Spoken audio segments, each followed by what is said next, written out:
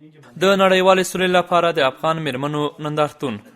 دا نندارتون په کابل کې د سپین کور ځوانانو او په افغانستان کې د ماسټرانو او دکتورانو د ټولنو لخوا په ګډه د یوې ورځې لپاره پرانیستل شوی و. په دې نندارتون کې د افغان میرمنو لخوا په لاس اوبدل شوې تابلوګانې نندارې ته وړاندې شوې. د یادو ټولنو مشران وایي له دې نندارتون څخه یې موخه دا ده چې وښیي هغه میرمنې چې لیک او لوست نشي کولای دوی د خپل هنر او په لاسونو د اوبدل شوو تابلوګانو په واسطه هم د سولې غږ اوچتولی شي. د سپین کور ټولنې مشره وایي سوله کې د ښځو ونډه مهمه او اړینه ده، نو په همدې خاطر هغو میرمنو هم چې لیک او لوست نشي کولای په لاس د اوبدل شوو تابلوګانو په واسطه د سولې لپاره خپل غږ اوچت کړی دی.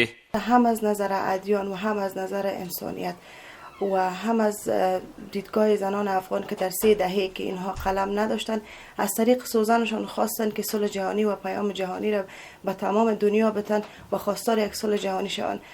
د یاد ټولنې مشره وایي په هیڅ دین کې جنگ او تاوتریخوالی نشته، نو باید ټول ادیان د نړیوالې سولې لپاره په ګډه کار وکړي. داخل حلقه را که شما میبینید بقیه ادیان مختلف است که بر دنیا پیروان خودشون دارن و عقاید مختلف دارن، ولی هر کدام از اینا را که ما شما میریم مطالعه میکنیم در هیچ دین کشتار و خشونت نامده، نه تنها علیه زن بلکه در تمام بشریت و بالای هر انسان خشونت منع شده.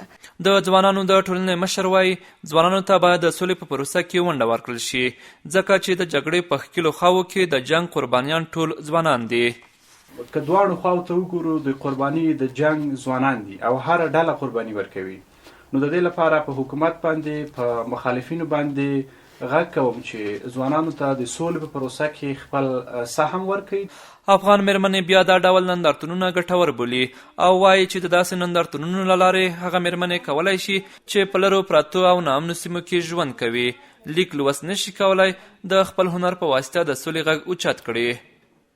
در پروسه سال بسیار ارزش داره، بسیار قدر داره. تشکری میکنیم از همچون خانمایی که در کشور ما هستن.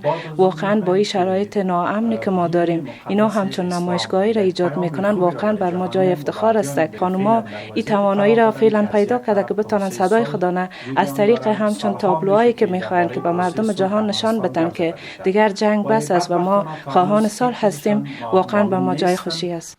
افغان میرمنې وایي د روانې جګړې ټول قربانیان ځوانان او میرمنې دي.